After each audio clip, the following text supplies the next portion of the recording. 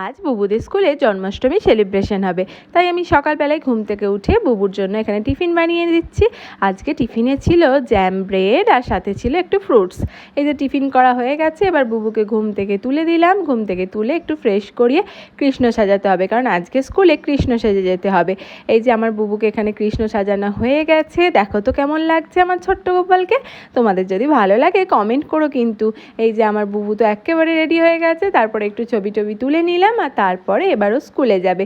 এখানে ঠাম্মিকে টাটা করে বুবু স্কুলের দিকে যাচ্ছে।